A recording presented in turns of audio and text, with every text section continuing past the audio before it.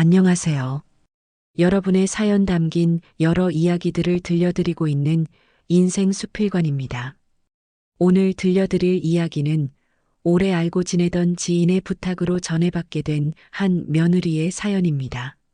겉으로 보기에는 평범하고 단정한 가정이었고 누구나 부러워할 만한 결혼 생활처럼 보였지만 명절이라는 특별한 시간 속에서 그 집안의 진짜 얼굴이 드러난 밤의 이야기이기도 합니다. 결혼 후 처음으로 시댁에서 명절을 보내게 된 한 여성이 자신이 깊이 잠든 줄 알고 나눈 시어머니와 남편의 대화를 우연히 듣게 되면서 믿고 있던 가족이라는 울타리가 한순간에 무너지는 경험을 하게 됩니다. 그 대화 속에서 그녀는 아내도 며느리도 아닌 정리 가능한 존재로 불리고 있었습니다. 이 이야기는 드라마를 위해 꾸며낸 설정이 아니라 실제로 누군가의 삶에서 벌어진 일이라는 점에서 더 큰 충격을 줍니다. 여러분이라면 이런 이야기를 들은 며느리라면 과연 어떻게 하실까요? 이런 시어머니를 어떻게 받아들이실 수 있을 것 같나요? 오늘의 이야기는 그런 질문을 남기며 시작됩니다. 마지막 반전까지 숨막히는 이야기를 끝까지 들어보세요. 구독과 좋아요, 알림 설정은 영상 제작에 큰 힘이 됩니다. 자, 그럼 오늘의 사연 함께 들어보시죠. 윤정이는 명절 전날 밤 시댁방 천장을 가만히 바라보고 있었습니다. 낮 동안 수없이 오르내린 숨과 긴장이 아직 몸에서 빠져나가지 않은 상태였습니다. 결혼한 지 몇 년이 지났지만 시댁에서 명절을 함께 보내는 것은 이번이 처음이었습니다. 그동안은 바쁘다는 이유로 혹은 서로 불편할까봐 자연스럽게 피해왔던 자리였습니다. 하지만 올해는 달랐습니다. 시어머니 강봉수는 더 이상 미룰 수 없다는 듯 단호한 목소리로 명절 참석을 요구했고 남편 박영수 역시 애매한 웃음으로 그 요구를 받아들였습니다. 정희는 그때도 아무 말하지 않았습니다. 며느리라면 그래야 한다고 스스로를 설득했기 때문입니다. 그녀에게 가족이란 참고 버티는 관계였고 이해하려 애써야 유지되는 것이었습니다. 시댁집은 도심 외곽에 자리한 오래된 단독주택이었습니다. 마당에는 가을을 지나며 반쯤 말라버린 감나무가 서 있었고 현관 앞에는 색이 바랜 고무신들이 가지런히 놓여 있었습니다. 문을 열고 들어서는 순간 오래된 집 특유의 냄새가 코끝을 찔렀습니다. 정희는 그 냄새 속에서 이 집이 오랜 시간 동안 며느리들의 손을 거쳐왔다는 사실을 느꼈습니다. 왔어? 시어머니의 목소리는 예상보다 부드러웠습니다. 그러나 그 부드러움에는 어딘가 모를 거리감이 섞여 있었습니다. 정희는 고개를 깊게 숙였습니다. 네, 어머니. 남편 박영수는 말없이 안으로 들어가 버렸고 정희는 그 뒷모습을 잠시 바라보다가 다시 시어머니를 향해 미소를 지었습니다. 이미 그 순간부터 정희의 마음속에는 설명하기 어려운 불편함이 자리 잡기 시작했습니다. 부엌으로 들어가자 이미 준비된 재료들이 정갈하게 놓여 있었습니다. 시어머니는 아무 말 없이 앞치마를 하나 집어 정희에게 내밀었습니다. 정희는 잠시 머뭇거렸지만 자연스럽게 앞치마를 받아들었습니다. 이 집 명절 음식은 손이 좀 가. 그 말에는 도와달라는 부탁도 선택권도 없었습니다. 정희는 말없이 고개를 끄덕이며 부엌에 섰습니다. 그날 하루는 끝이 없었습니다. 전 부치고 나물 무치고 국을 끓이고 설거지를 하고 나면 다시 상을 차려야 했습니다. 손목은 점점 굳어갔고 허리는 뻐근해졌습니다. 하지만 정희는 쉬겠다는 말을 꺼내지 않았습니다. 누군가의 눈에 띄지 않게 묵묵히 자신의 자리를 지키는 것이 익숙했기 때문입니다. 거실에서는 남편과 시누이 박미정, 그리고 몇몇 친척들이 텔레비전을 보며 웃고 떠들고 있었습니다. 정희는 그 웃음소리를 들을 때마다 자신이 다른 공간에 있는 사람처럼 느껴졌습니다. 같은 집안에 있으면서도 전혀 다른 자리에 서 있는 기분이었습니다. 저녁 식사 자리에서 정희는 가장 끝자리에 앉았습니다. 시어머니는 음식 하나하나를 집어들며 평가하듯 말했습니다. 간은 괜찮네. 칭찬 같기도 했지만 어디까지나 확인에 가까운 말이었습니다. 정희는 웃으며 짧게 답했습니다. 다행이에요. 그 말 뒤에는 더 이어질 말도 없었습니다. 그녀는 그저 조용히 밥을 먹으며 자리를 지켰습니다. 밤이 깊어지자 친척들은 하나둘씩 돌아갔고 집안은 다시 고요해졌습니다. 하루 종일 긴장 속에서 움직였던 정희의 몸은 그제야 무게를 드러냈습니다. 시어머니는 방 하나를 가리키며 말했습니다. 오늘은 이 방에서 자. 그 방은 시어머니와 남편이 평소 사용하는 방이었습니다. 정희는 잠시 망설였지만 아무 말도 하지 않았습니다. 이불을 펴고 누웠을 때 낯선 공간이 주는 불편함이 한꺼번에 밀려왔습니다. 정희는 쉽게 잠들지 못했습니다. 천장을 바라보며 조용히 숨을 고르고 있었고 낮 동안 쌓였던 장면들이 머릿속을 스쳐 지나갔습니다. 그때 방문 밖에서 낮고 조심스러운 목소리가 들려왔습니다. 처음에는 착각이라고 생각했습니다. 집이 오래돼서 들리는 소리라고 넘기려 했습니다. 그러나 목소리는 점점 또렷해졌습니다. 아들. 시어머니 강봉순의 목소리였습니다. 정희의 숨이 순간 멎었습니다. 예, 자는 것 같지? 잠시 후 남편 박영수의 목소리가 낮게 이어졌습니다. 응. 피곤해서 바로 잠든 것 같아. 그 말에 정희는 이불 속에서 몸을 더 굳혔습니다. 자고 있는 척해야 한다는 사실이 본능처럼 떠올랐습니다. 시어머니의 목소리는 한층 더 낮아졌습니다. 그럼 말해도 되겠네. 잠깐의 침묵이 흘렀습니다.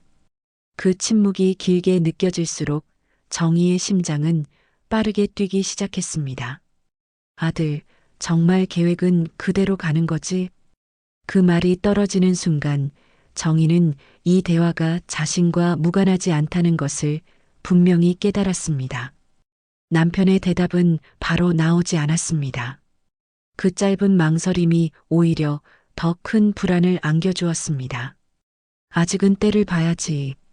박영수의 목소리는 확신이 없으면서도 거부하지도 않았습니다. 정희는 그 대답 속에서 자신이 이미 이야기의 대상이 되어 있다는 사실을 느꼈습니다. 이불 속에서 정희의 손이 서서히 굳어갔습니다. 몸은 움직일 수 없었고 귀는 점점 더 예민해졌습니다. 문 하나를 사이에 두고 그녀의 삶은 이전과 이후로 나뉘기 시작하고 있었습니다. 아침이 밝아올 무렵 윤정이는 거의 잠을 이루지 못한 상태로 눈을 떴습니다. 창문 틈으로 스며든 희미한 빛이 방 안을 가르고 있었지만 그녀의 머릿속은 아직도 전날 밤의 목소리들로 가득 차 있었습니다. 귀를 막아도 사라지지 않는 말들이었습니다. 정희는 한동안 이불 속에서 꼼짝하지 않은 채 숨만 고르고 있었습니다. 몸을 일으키는 순간 모든 것이 들통날 것 같은 기분이 들었기 때문입니다. 방 밖에서는 이미 인기척이 느껴졌습니다. 부엌 쪽에서 그릇 부딪히는 소리와 물 흐르는 소리가 들려왔습니다. 정희는 천천히 몸을 일으켜 머리를 정리했습니다. 거울 속 얼굴은 생각보다 차분해 보였지만 눈 밑에는 깊은 그림자가 드리워져 있었습니다. 그녀는 그 얼굴을 잠시 바라보다가 아무 일도 없다는 표정을 연습하듯 입꼬리를 올렸습니다. 문을 열고 나오자 시어머니 강봉수는 이미 부엌에서 아침 준비를 하고 있었습니다. 전날 밤에 그 사람과 같은 인물이라고 믿기 어려울 만큼 평온한 모습이었습니다. 봉수는 정희를 보자 아무렇지 않게 말을 건넸습니다. 일어났니? 그 한마디에 정희의 가슴이 철렁 내려앉았습니다. 정희는 잠시 숨을 고른 뒤 고개를 끄덕였습니다. 네, 어머니. 봉수는 고개를 한번 끄덕이더니 다시 냄비를 들여다보았습니다. 그 태도에는 어떤 흔들림도 어색함도 없었습니다. 마치 전날 밤의 대화는 존재하지 않았던 것처럼 말입니다. 정희는 자연스럽게 부엌으로 들어가 앞치마를 찾았습니다.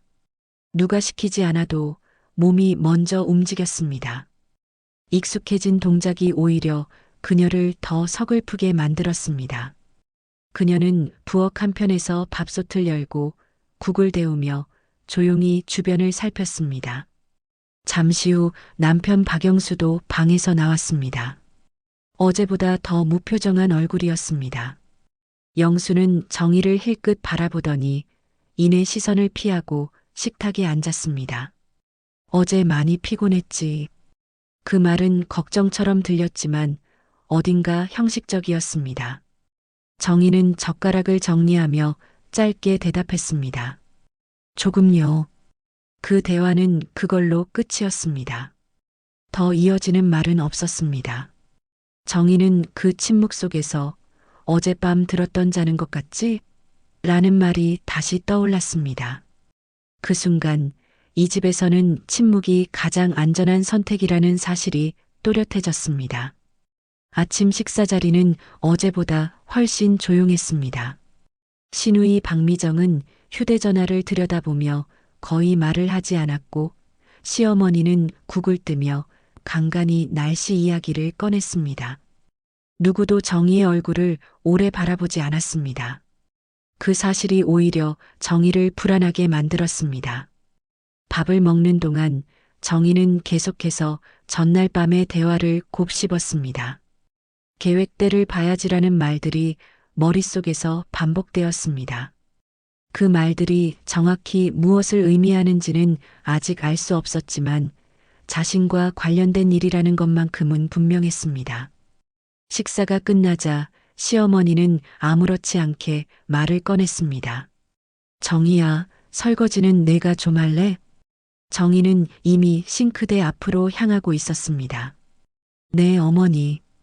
그 대답은 자동처럼 나왔습니다. 그러나 마음속에서는 다른 생각이 천천히 고개를 들고 있었습니다. 어젯밤 이후로 정희는 더 이상 이 집을 무조건 믿을 수 없다는 사실을 깨달았기 때문입니다. 설거지를 하며 물소리를 듣는 동안 정희는 일부러 귀를 기울였습니다. 거실에서 나누는 짧은 대화들, 낮은 웃음소리 하나하나가 예전과 다르게 들렸습니다. 시어머니의 웃음은 전보다 길었고 남편의 대답은 짧아졌습니다. 잠시 후 시어머니는 정희 옆으로 다가와 말을 꺼냈습니다. 요즘 일은 어때? 정희는 그 질문에 잠시 멈칫했습니다. 그동안 봉수는 며느리의 일을 크게 궁금해하지 않았습니다. 그냥 비슷해요. 정희는 최대한 담담하게 대답했습니다. 봉수는 고개를 끄덕이며 싱크대를 한번 훑어보았습니다. 그래도 꾸준한 게 제일이야. 그 말은 칭찬처럼 들리면서도 묘하게 계산적인 뉘앙스를 품고 있었습니다. 정희는 아무 말도 하지 않았습니다. 괜히 말 한마디가 자신을 더 드러낼까 두려웠기 때문입니다. 오전이 지나고 가족들은 각자 흩어졌습니다. 시누이는 잠시 외출을 했고 남편은 거실에서 텔레비전을 켜놓은 채 누워 있었습니다. 정희는 부엌 정리를 마친 뒤 혼자 마당으로 나왔습니다. 차가운 공기가 얼굴을 스쳤습니다. 정희는 그제야 깊게 숨을 들이마셨습니다. 밤새 눌러두었던 감정들이 조금씩 올라오기 시작했습니다. 어젯밤 그 말들은 정말이었을까? 정희는 스스로에게 묻고 또 물었습니다. 하지만 아무리 부정하려 해도 남편의 망설임과 시어머니의 확신 어린 목소리는 선명하게 기억 속에 남아 있었습니다. 그때 거실 창문 너머로 남편의 모습이 보였습니다. 영수는 전화 통화를 하고 있었습니다. 정희는 무심코 그쪽을 바라보다가 남편의 낮은 목소리에 다시 발걸음을 멈췄습니다. 아직이야. 지금은 조심해야지. 그 짧은 말 한마디로도 충분했습니다. 정희는 더 이상 우연이라고 생각할 수 없었습니다. 그녀는 천천히 고개를 돌려 집안을 바라보았습니다. 이 집에서 자신이 맡고 있던 역할, 그리고 앞으로 자신에게 기대하는 역할이 무엇인지 어렴풋이 느껴졌습니다. 그리고 그 역할 속에는 그녀의 의지나 감정은 고려되지 않았다는 사실도 함께 깨달았습니다. 정희는 조용히 주먹을 쥐었다 풀었습니다. 아직은 아무것도 드러내지 않을 생각이었습니다. 하지만 이제부터는 이 집을 있는 그대로 바라보겠다고 마음속으로 다짐했습니다. 명절 둘째 날 아침, 윤정이는 그렇게 아무 일 없던 얼굴들 속에서 혼자만 다른 세상에 발을 들여놓고 있었습니다. 윤정이는 명절 셋째 날 아침을 맞이하면서도 하루가 시작된다는 실감이 들지 않았습니다. 밤새 거의 잠을 이루지 못한 채 눈만 감고 있었기 때문입니다. 눈을 뜨면 어젯밤 들었던 말들이 다시 귓가를 때릴 것 같아 차라리 눈을 감고 있는 편이 나았습니다. 그러나 시간이 흐르면서 집안은 자연스럽게 하루의 리듬을 되찾고 있었고 정희 역시 그 흐름에서 벗어날 수는 없었습니다. 부엌에서는 이미 시어머니 강봉순이 움직이고 있었습니다. 냄비 뚜껑이 열리고 닫히는 소리, 칼이 도마를 두드리는 소리가 일정한 박자로 이어졌습니다. 그 소리는 평소라면 익숙하고 일상적인 풍경이었겠지만 정희에게는 어딘가 위협적으로 느껴졌습니다. 어젯밤 바로 그 목소리로 자신에 대해 계획을 이야기했던 사람이었기 때문입니다. 정희는 조심스럽게 방문을 열고 나왔습니다. 봉수는 그녀를 흘끗 바라보더니 아무렇지 않게 말을 건넸습니다. 일어났구나. 그 말투에는 어제와 다를 바 없는 평온함이 담겨 있었습니다. 정희는 그 평온함이 오히려 두려웠습니다. 사람이 마음속으로 무언가를 숨기고 있을 때 이렇게까지 자연스러울 수 있다는 사실이 낯설게 느껴졌기 때문입니다. 네, 어머니. 정희는 그렇게 대답하며 앞치마를 집어들었습니다. 아무도 시키지 않았지만 그녀는 늘 그랬듯 부엌으로 들어갔습니다. 손이 움직이는 동안 머릿속에서는 끊임없이 생각이 이어졌습니다. 정말로 내가 들은 게 맞을까? 혹시 내가 너무 예민하게 받아들인 건 아닐까? 하지만 그 질문들은 오래가지 못했습니다. 전날 밤 남편 박영수의 망설이던 목소리가 너무도 선명하게 떠올랐기 때문입니다. 정희는 그 망설임이 단순한 침묵이 아니라 이미 동의한 사람의 태도였다는 사실을 부정할 수 없었습니다. 아침 식사 시간 가족들은 다시 식탁에 모였습니다. 시누이 박미정은 졸린 얼굴로 휴대전화를 보며 밥을 먹고 있었고 남편 영수는 말없이 국만 떠먹고 있었습니다. 정희는 그들의 얼굴을 하나하나 살폈습니다. 누구도 전날 밤의 일을 기억하는 기색은 없었습니다. 아니, 기억하지 않는 것이 아니라 애써 아무렇지 않은 얼굴을 하고 있는 것처럼 보였습니다. 봉수는 식탁 위를 둘러보며 말했습니다. 이번 명절 음식은 내가 있어서 한결 수월하네. 그 말은 칭찬처럼 들렸지만 정희의 마음에는 무겁게 내려앉았습니다. 마치 그녀의 존재 가치가 일손으로 정리되는 순간 같았기 때문입니다. 아닙니다. 정희는 짧게 대답했습니다. 그 대답조차도 스스로를 낮추는 말이라는 걸 알면서도 다른 말을 찾지 못했습니다. 식사가 끝나고 나자 자연스럽게 설거지는 정희의 몫이 되었습니다. 봉수는 그녀의 옆에 서서 그릇이 제대로 닦였는지 한 번 더 살펴보았습니다. 정희는 그 시선을 느끼면서도 아무 말하지 않았습니다. 이 집 살림은 꼼꼼해야 해. 봉순의 말은 조언처럼 들렸지만 정희는 그 말 속에서 평가받고 있다는 느낌을 받았습니다.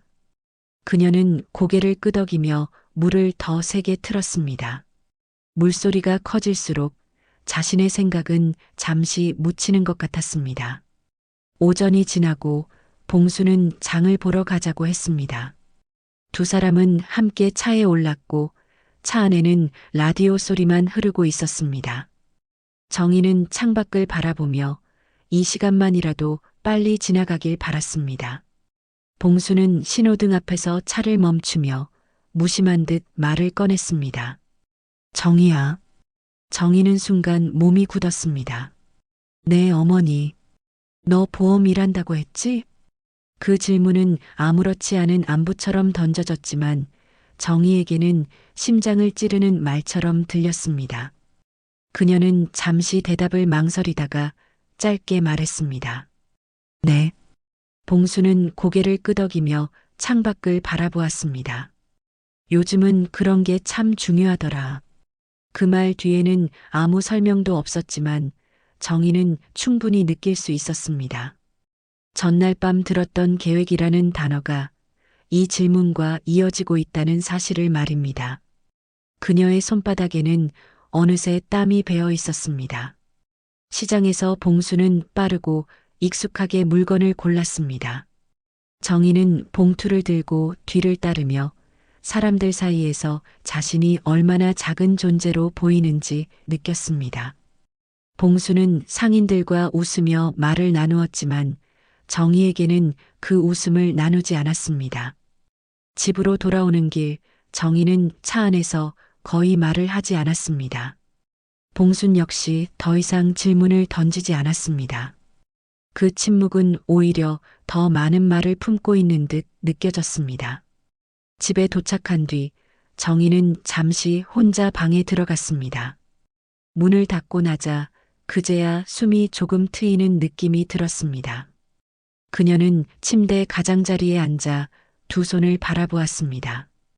그 손은 하루 종일 움직였지만 정작 자신의 삶에 대해서는 아무것도 결정하지 못한 손이었습니다. 그때 거실 쪽에서 남편의 목소리가 들려왔습니다. 영수는 누군가와 통화를 하고 있는 듯 했습니다. 정희는 의도치 않게 그 목소리에 귀를 기울이게 되었습니다. 아직이야. 지금 말 꺼내면 시끄러워. 그 짧은 한마디는 정희의 의심을 확신으로 바꾸기에 충분했습니다. 그녀는 더 이상 자신이 오해하고 있다고 스스로를 속일 수 없었습니다. 정희는 천천히 눈을 감았다가 다시 떴습니다. 이 집안에서 벌어지고 있는 일들은 이미 그녀를 중심으로 돌아가고 있었습니다. 그리고 그 중심에 선 그녀만이 아무것도 모르는 척하고 있을 뿐이었습니다. 그날 밤 정희는 이불 속에서 조용히 생각했습니다. 지금 당장은 아무 말도 하지 않겠다고, 아무 행동도 하지 않겠다고. 하지만 더 이상 이전의 윤정희로 돌아갈 수는 없다는 사실만큼은 분명히 깨닫고 있었습니다. 귓속에 남은 말들은 그렇게 그녀의 삶을 서서히 바꾸고 있었습니다. 윤정희는 명절 넷째 날 아침을 맞이하면서 이 집에서 흘러가는 시간이 더 이상 평범하지 않다는 것을 분명히 느끼고 있었습니다. 어제까지는 막연한 불안이 마음을 짓눌렀다면 이제는 그 불안에 이유가 생긴 상태였습니다. 이유가 생기자 두려움은 오히려 또렷해졌고 그녀의 시선은 자연스럽게 집안 곳곳을 훑기 시작했습니다. 익숙했던 공간이 낯설게 보이기 시작한 순간이었습니다. 아침 식탁은 겉으로 보기엔 여느 때와 다르지 않았습니다. 시어머니 강봉수는 김이 오르는 국을 식탁 중앙에 내려놓으며 식기 전에 먹어라라고 말했고 남편 박영수는 고개만 끄덕이며 숟가락을 들었습니다. 시누이 박미정은 전날보다 말수가 줄어든 채 휴대전화를 만지작거리고 있었습니다. 정희는 그 세 사람의 표정을 차례로 살폈습니다. 어디에서도 전날 밤의 흔적은 보이지 않았습니다. 그 점이 오히려 그녀를 더 불안하게 만들었습니다. 식사가 끝나자 봉수는 자연스럽게 정희를 불렀습니다. 정희야, 이거 좀 같이 보자. 그 말투는 부드러웠지만 정희의 심장은 순간적으로 크게 뛰었습니다. 같이 보자는 말은 언제나 이유가 있다는 걸 정희는 이미 경험으로 알고 있었습니다. 네, 어머니. 정희는 조용히 자리에서 일어나 봉순을 따라 거실로 갔습니다. 거실 한가운데 놓인 작은 탁자 위에는 몇 장의 서류가 가지런히 정리돼 있었습니다. 아무렇게나 놓인 종이가 아니라 일부러 정리해둔 느낌이 강했습니다. 내가 이런 건 잘 알잖아. 봉수는 소파에 앉으며 웃듯 말했습니다. 정희는 그 웃음이 예전과 다르게 느껴졌습니다. 이제는 그 미소 뒤에 숨은 계산이 자연스럽게 떠올랐기 때문입니다. 정희는 서류를 집어들었습니다. 첫 장에는 익숙한 단어들이 적혀 있었습니다. 보험, 계약자, 수익자. 그 단어들이 눈에 들어오는 순간 정희의 손끝이 미세하게 굳었습니다. 이건 아직 작성 중이네요. 정희는 최대한 담담하게 말했습니다. 봉수는 고개를 끄덕이며 말했습니다. 미리 알아두면 좋잖아. 나중에 복잡해지기 전에. 그 말 속에 나중이라는 단어가 정희의 가슴을 눌렀습니다. 그 나중에 자신이 포함돼 있을지 아니면 제외돼 있을지 이미 결정된 것처럼 느껴졌기 때문입니다. 정희는 서류를 넘기며 일부러 몇 가지 질문을 던졌습니다. 날짜, 조건, 절차에 관한 아주 기본적인 질문들이었습니다. 봉수는 그 질문에 대충 답하거나 그건 내가 더 잘 알지 않니라며 넘겼습니다. 그 태도는 정희에게 하나의 확신을 주었습니다. 이 서류는 단순한 상담용이 아니라 이미 방향이 정해진 준비 단계라는 사실이었습니다. 그때 남편 박영수가 거실로 들어왔습니다. 그는 탁자 위의 서류를 한번 보고는 아무렇지 않은 얼굴로 물었습니다. 무슨 얘기야? 봉수는 서둘러 서류를 한쪽으로 밀며 웃었습니다. 별거 아니야. 나중에 필요할 수도 있어서. 영수는 더 묻지 않았습니다. 그 짧은 반응 하나로도 정희는 두 사람이 이미 같은 그림을 보고 있다는 것을 느낄 수 있었습니다. 말하지 않아도 통하는 관계, 그리고 그 관계 속에서 정희는 늘 제외되어 있었습니다. 정희는 서류를 내려놓고 부엌으로 향했습니다. 앞치마를 다시 두르며 그녀는 스스로에게 말했습니다. 이제는 추측이 아니라 확인이 필요하다고. 감정으로 반응하면 오히려 이용당할 수 있다는 사실도 분명히 깨닫고 있었습니다. 오후가 되자 집안은 잠시 조용해졌습니다. 시누이는 외출을 했고 시어머니는 안방에서 낮잠을 자고 있었습니다. 남편 역시 잠시 밖에 나간 상태였습니다. 정희에게는 드물게 찾아온 혼자만의 시간이었습니다. 정희는 잠시 망설이다가 남편의 방으로 들어갔습니다. 문을 닫는 소리조차 크게 느껴져 조심스럽게 손잡이를 잡았습니다. 책상 위에는 평소와 다름없는 물건들이 놓여 있었지만 서랍 하나가 살짝 열려 있는 것이 눈에 띄었습니다. 정희는 숨을 고르고 서랍을 열었습니다. 그 안에는 몇 개의 봉투와 메모들이 정리돼 있었습니다. 그중 하나를 꺼내는 순간 그녀의 가슴이 조여왔습니다. 보험 상담 기록과 함께 구체적인 메모가 적혀 있었기 때문입니다. 날짜, 금액, 그리고 조건.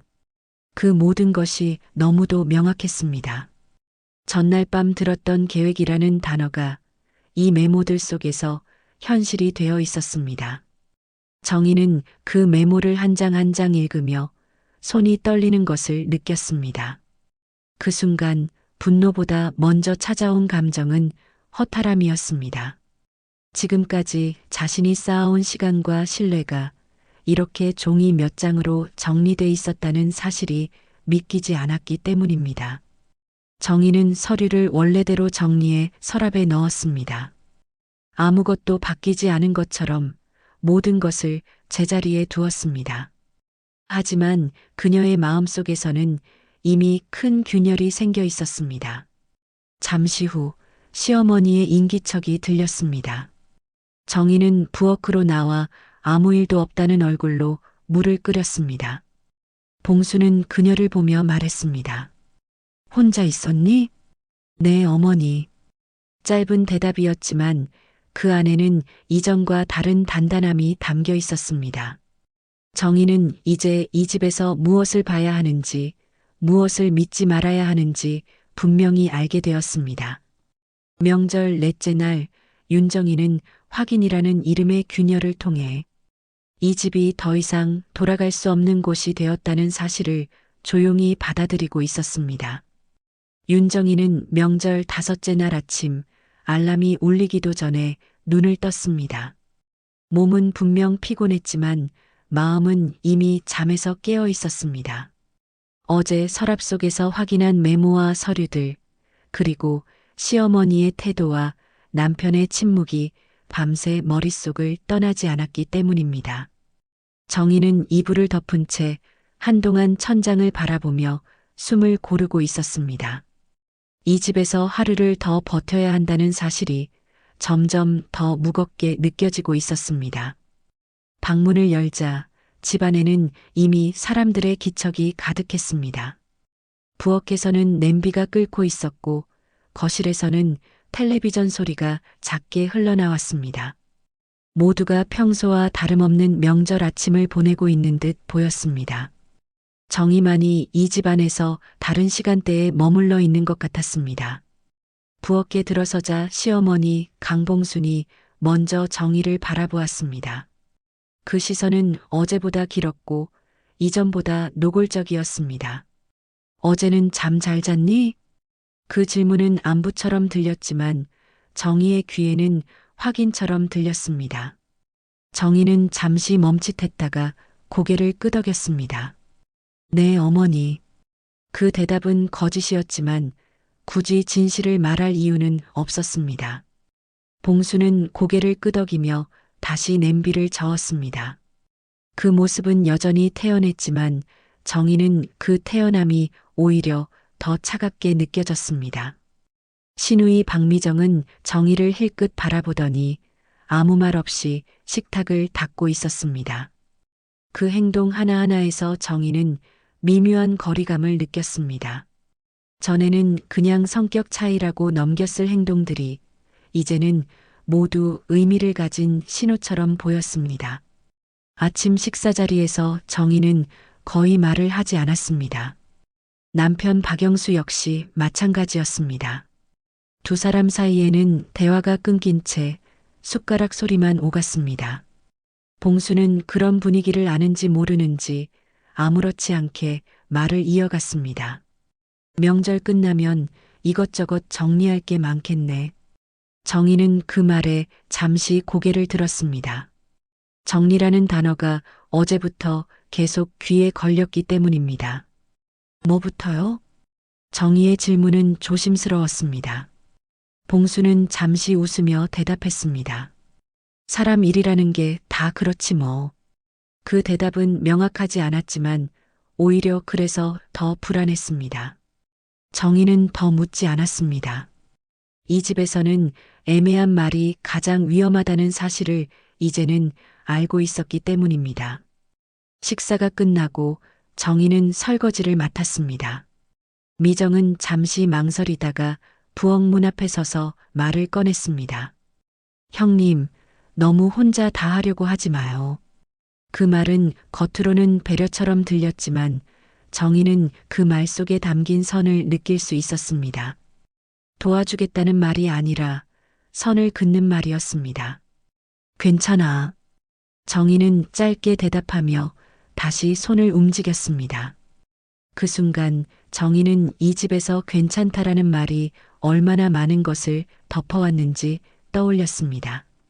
오전이 지나자 봉수는 정희에게 다시 한번 말을 꺼냈습니다. 정희야, 오후에 잠깐 병원 얘기 좀 해야겠다. 정희는 손에 들고 있던 그릇을 내려놓았습니다. 병원요? 봉수는 태연하게 고개를 끄덕였습니다. 나도 그렇고 너도 그렇고 요즘은 미리미리 확인해야지. 그 말은 가족을 걱정하는 말처럼 포장돼 있었지만 정희는 그 안에서 다른 냄새를 맡았습니다. 어제 서류에서 보았던 진단과 조건이라는 단어들이 머릿속을 스쳤습니다. 제가 꼭 같이 가야 하나요? 정희의 질문에 봉수는 잠시 정희를 바라보다가 말했습니다. 가족인데 같이 가는 게 좋지 않겠니? 그 말은 정희의 입을 닫게 만들었습니다. 가족이라는 말은 언제나 선택지를 없애는 말이었습니다. 그 대화를 옆에서 듣고 있던 남편 영수는 끝내 아무 말도 하지 않았습니다. 정희는 그의 얼굴을 바라보았습니다. 그러나 영수는 시선을 피한 채 자리를 떴습니다. 그 침묵은 이제 정희에게 너무도 익숙한 배신의 형태였습니다. 점심 무렵 봉수는 친척과 통화를 하며 낮은 목소리로 말했습니다. 정희는 부엌에서 그 소리를 듣게 되었습니다. 아직은 조용히 해야 해. 괜히 소문나면 곤란하잖아. 그 말은 정희의 가슴을 차갑게 만들었습니다. 이 집에서 조용이라는 말은 누군가를 배제한다는 뜻이라는 걸 이제는 알 수 있었습니다. 오후가 되자 정희는 혼자 마당에 나왔습니다. 차가운 공기가 얼굴을 스쳤고 그제야 숨이 조금 트이는 느낌이 들었습니다. 그녀는 마당 한켠에 서서 이 집을 바라보았습니다. 오래된 벽, 낡은 창문, 그리고 그 안에 쌓여온 시간들. 그 시간 속에서 자신이 차지하고 있던 자리가 얼마나 불안정했는지 처음으로 또렷이 보였습니다.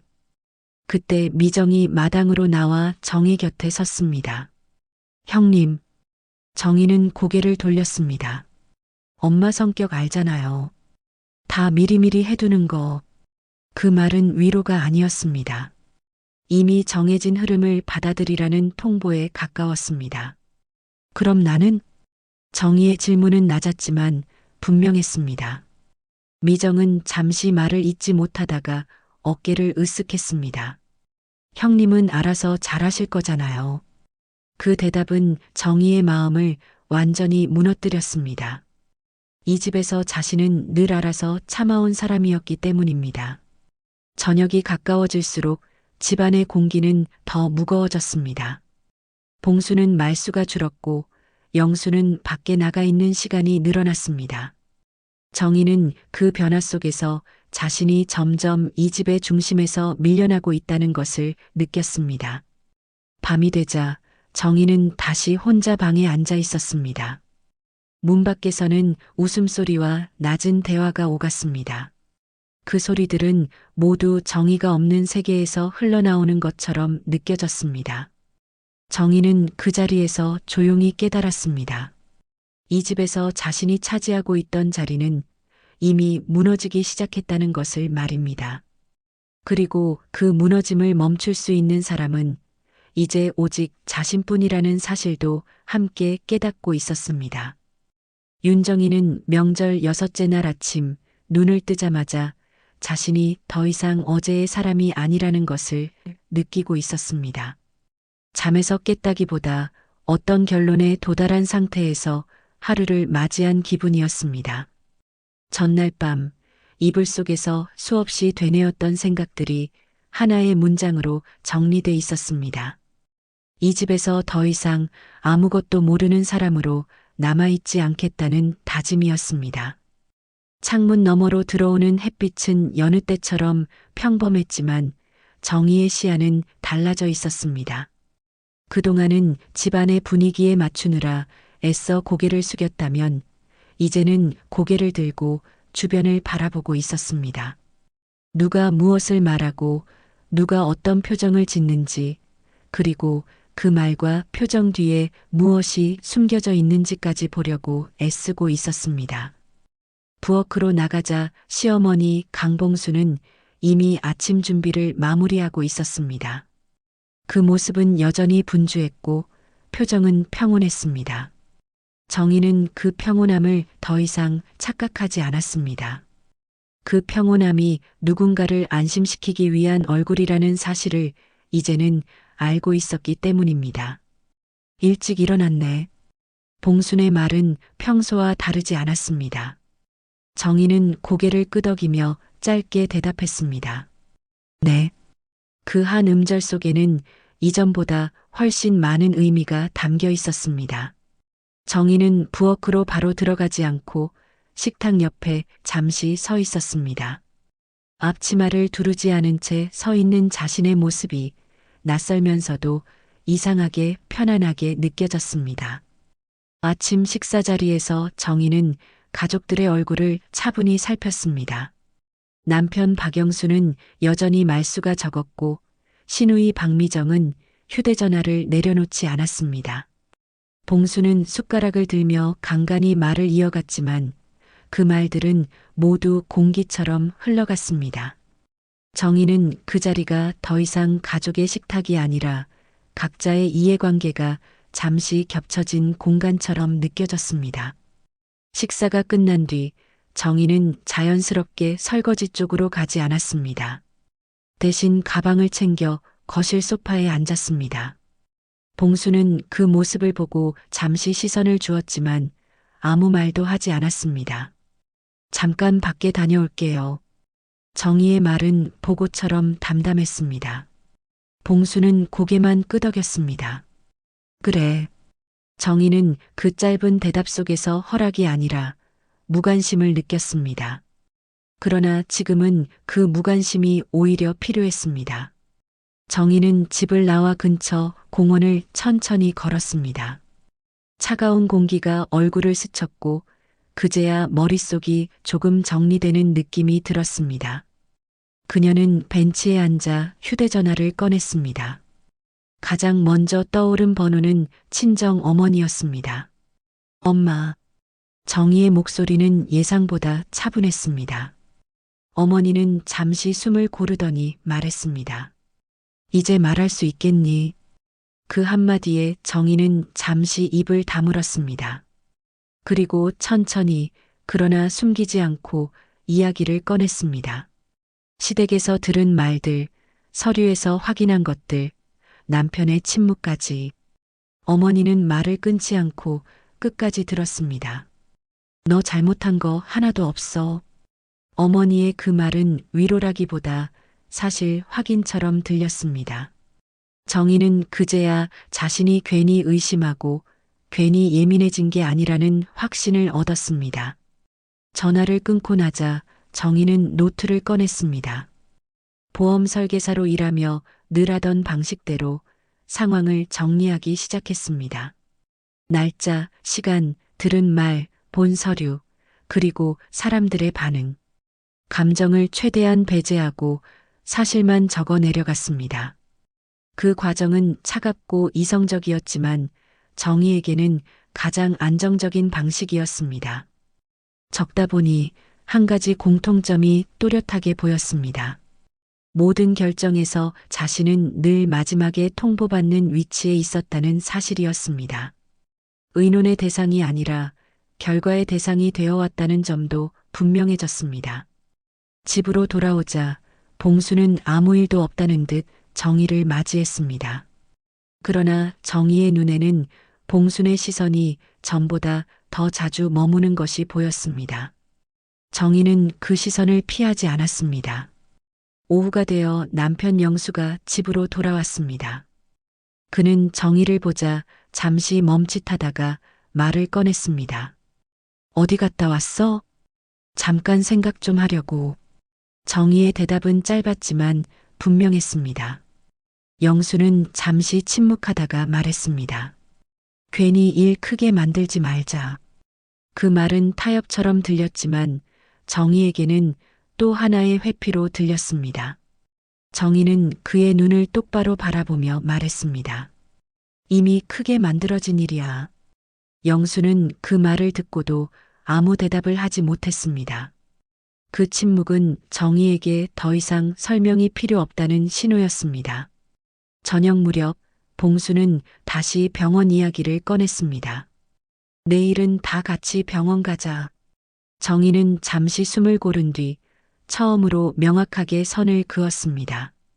어머니, 제 몸에 관한 건 제가 결정할게요. 집안의 공기가 눈에 띄게 굳어졌습니다. 봉수는 정희를 바라보며 낮은 목소리로 물었습니다. 왜 갑자기 그러니? 정희는 시선을 피하지 않았습니다. 확인해야 할 게 있어서요. 그리고 그건 제 몫이에요. 그 말은 공격도 변명도 아니었습니다. 자기 삶의 주인을 되찾겠다는 선언에 가까웠습니다. 그날 밤 정희는 방에 누워 천천히 숨을 고르며 생각했습니다. 아직 싸움은 끝나지 않았고 오히려 이제부터가 시작일지도 모른다는 것을 말입니다. 하지만 적어도 더 이상 아무것도 모른 채 끌려다니지는 않겠다고 마음먹었습니다. 명절 6째 날 윤정이는 비로소 깨닫고 있었습니다. 이 집에서 자신을 지킬 수 있는 사람은 오직 자신뿐이며 그 사실을 인정하는 순간부터 이미 반은 이긴 싸움이라는 것을 말입니다. 명절 마지막 날 아침 윤정이는 눈을 뜨는 순간부터 알고 있었습니다. 오늘은 더 이상 미룰 수 없는 날이라는 것을요. 며칠 동안 마음속에서만 반복해왔던 말들이 이제는 입 밖으로 나와야 할 차례였습니다. 이 집에서 버티는 것이 더 이상 미덕이 아니라는 사실을 정희는 이미 충분히 깨닫고 있었습니다. 집안은 이른 시간부터 분주했습니다. 여행 가방을 끌어당기는 소리, 부엌에서 그릇을 정리하는 소리, 휴대전화로 통화하는 목소리가 뒤섞여 있었습니다. 명절이 끝나간다는 신호였고 모두에게는 일상으로 돌아갈 준비의 시간이었습니다. 그러나 정희에게는 이 집을 떠날 준비이자 자신을 되찾기 위한 마지막 단계였습니다. 정희는 평소보다 천천히 옷을 갈아입었습니다. 단정한 옷을 골랐지만 예전처럼 며느리답게 보이려 애쓰지는 않았습니다. 거울 앞에서 잠시 서서 자신의 얼굴을 바라보았습니다. 불안도 남아 있었고 두려움도 완전히 사라진 것은 아니었지만 그보다 더 큰 감정이 자리 잡고 있었습니다. 바로 확신이었습니다. 거실로 나오자 시어머니 강봉수는 이미 식탁 앞에 서 있었습니다. 정희가 앞치마를 두르지 않은 채 부엌을 지나가는 모습을 보자 봉순의 시선이 잠시 멈췄습니다. 오늘은 안 도와? 봉순의 말에는 웃음이 섞여 있었지만 그 웃음 뒤에는 분명한 불편함이 묻어 있었습니다. 정희는 그 질문을 피하지 않았습니다.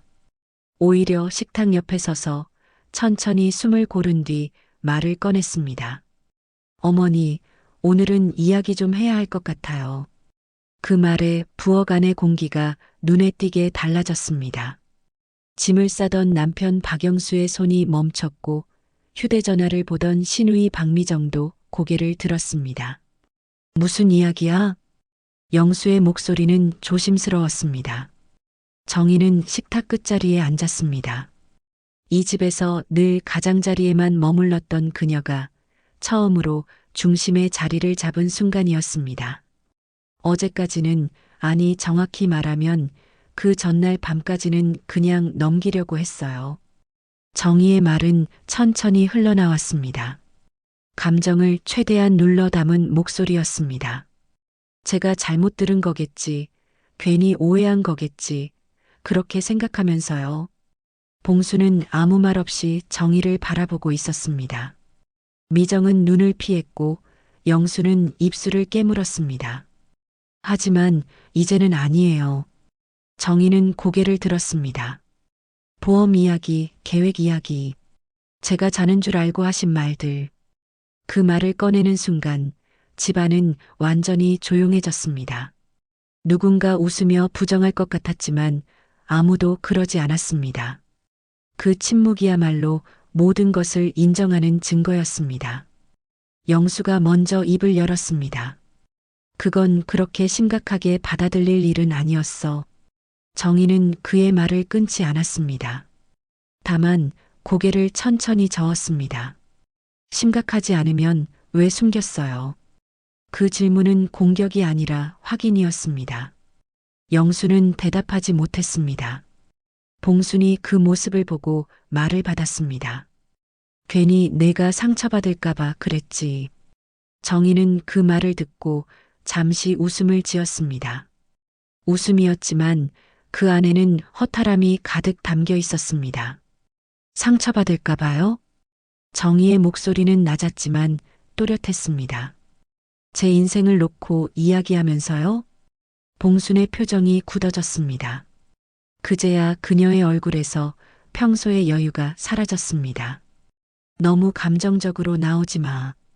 그 말은 조언이 아니라 명령에 가까웠습니다. 정희는 그 말을 듣는 순간 이 집에서 허락된 감정과 허락되지 않은 감정이 분명히 나뉘어 있다는 사실을 다시 한번 깨달았습니다. 감정적인 게 아니라 현실을 말하는 거예요. 정희는 가방을 열어 안에 넣어두었던 노트를 꺼냈습니다. 며칠 동안 정리해둔 기록들이었습니다. 제가 본 서류들, 들은 말들, 날짜까지 다 적어놨어요. 그 말에 미정이 처음으로 크게 반응했습니다. 형님, 그렇게까지 할 필요는 없잖아요. 정희는 미정을 바라보았습니다. 그 시선에는 원망보다도 오래된 피로가 담겨 있었습니다. 필요했어요. 정희는 조용히 말했습니다. 이 집에서 아무도 제 편이 아니었으니까. 그 말은 미정뿐 아니라 영수와 봉순 모두를 향한 말이었습니다. 영수는 고개를 숙였고 봉수는 입술을 굳게 다물었습니다. 전 그동안 이 집에서 늘 알아서 참아왔어요. 정희의 말은 점점 또렷해졌습니다. 며느리니까, 가족이니까, 분위기 망치면 안 되니까. 그 말들이 쌓이면서 집안의 공기는 점점 무거워졌습니다. 근데 이제는 더 이상 그렇게 못하겠어요. 정희는 자리에서 일어섰습니다. 이건 가족 간의 오해가 아니라 제 삶에 관한 문제예요. 영수는 그제야 고개를 들고 물었습니다. 그래서 어떻게 하겠다는 거야? 정희는 잠시 그를 바라보다가 아주 차분하게 말했습니다. 오늘 이 집을 나갈 거예요. 그 말은 소리를 높이지 않았지만 누구도 가볍게 넘길 수 없었습니다. 미정이 놀란 표정으로 말했습니다. 지금 이 타이밍에? 정희는 고개를 끄덕였습니다. 지금 아니면 또 미루게 될 것 같아서요. 봉수는 자리에서 일어나 정희를 똑바로 바라보았습니다. 이 집을 그렇게 나가면 다시 돌아오긴 힘들다. 그 말은 경고였고 동시에 협박이었습니다. 그러나 정희의 얼굴은 흔들리지 않았습니다. 돌아올 생각 없어요. 정희의 대답은 짧고 분명했습니다. 그 순간 집안에는 아무 소리도 들리지 않았습니다. 정희는 신발을 신고 현관 앞에 섰습니다. 문고리를 잡은 손은 놀라울 만큼 차분했습니다. 문을 나서기 전 정희는 마지막으로 말을 남겼습니다. 그동안 제가 참고 버틴 건 가족을 지키기 위해서였어요. 하지만 오늘은 저 자신을 지키려고요. 그 말을 끝으로 정희는 문을 열었습니다. 차가운 바람이 얼굴을 스쳤지만 숨이 막히지는 않았습니다. 오히려 오랜만에 제대로 숨을 쉬는 기분이 들었습니다. 명절 마지막 날 윤정이는 그렇게 며느리의 자리에서 내려와 자기 삶의 한가운데로 걸어 나왔습니다. 윤정이가 현관문을 닫고 나왔을 때 집안에서는 아무 소리도 들려오지 않았습니다. 문이 닫히는 소리는 생각보다 작았고 그 고요함은 오히려 더 큰 울림으로 남았습니다. 몇 걸음만 걸어 나가면 모든 것이 끝날 것 같았지만 정희는 바로 발을 떼지 못했습니다. 집 앞에 서서 잠시 숨을 고르며 자신이 방금 지나온 시간을 되짚어 보았습니다. 이 집에 처음 발을 들였던 날 정희는 괜히 어깨를 펴고 웃었습니다. 잘 보이고 싶었고 잘 해내고 싶었기 때문입니다. 며느리라는 이름이 주는 무게를 그때는 정확히 알지 못했습니다. 그 무게가 이렇게 오랫동안 자신을 눌러오게 될 줄도, 이렇게 조용히 사람을 깎아내릴 줄도 몰랐습니다.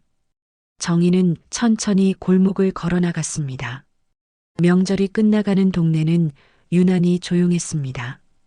어떤 집에서는 웃음소리가 흘러나왔고 어떤 집은 불이 꺼진 채 적막했습니다. 그 풍경을 바라보며 정희는 생각했습니다.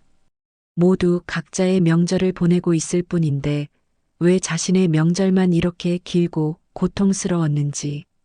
버스 정류장에 도착해 벤치에 앉자 그제야 다리가 풀리는 느낌이 들었습니다. 몸보다 마음이 먼저 달려왔다는 사실을 그 순간 깨달았습니다. 정희는 가방을 내려놓고 손바닥을 가만히 내려다보았습니다. 며칠 동안 쉴 새 없이 움직였던 손이었지만 정작 자신을 위해 쓴 적은 거의 없었던 손이었습니다. 버스를 기다리는 동안 휴대전화가 한번 진동했습니다. 화면에는 남편 박영수의 이름이 떠 있었습니다. 정희는 그 이름을 바라보다가 화면을 뒤집어 놓았습니다. 받지 않는다는 선택은 냉정했지만 지금은 그 냉정함이 필요했습니다. 이 순간에 흔들리면 다시 설명해야 하고 다시 설득해야 하고 다시 참아야 할 것이 분명했기 때문입니다. 버스가 도착하자 정희는 천천히 자리에서 일어났습니다. 차 안은 생각보다 한산했고 창가 자리는 비어 있었습니다. 정희는 그 자리에 앉아 창밖을 바라보았습니다. 차가 움직일수록 시댁의 모습은 점점 멀어졌고 그와 함께 며느리로서의 시간도 뒤로 밀려나는 것 같았습니다. 창밖으로 스쳐 지나가는 불빛들을 보며 정희는 자신이 얼마나 오랫동안 참고 살아왔는지 떠올렸습니다. 말을 삼키는 것이 배려라고 믿었고 불편함을 감추는 것이 성숙함이라고 생각했습니다. 하지만 그 배려와 성숙함은 늘 자신에게만 요구되었습니다. 누군가는 계획을 세우고 누군가는 침묵으로 동의하는 동안 정희는 언제나 결과를 받아들이는 사람이었습니다. 버스가 신호에 걸려 멈췄을 때 휴대전화가 다시 진동했습니다. 이번에는 메시지였습니다. 조금만 생각해보고 다시 얘기하자. 정희는 그 문장을 몇 초간 바라보다가 조용히 화면을 껐습니다. 그 말은 익숙했습니다.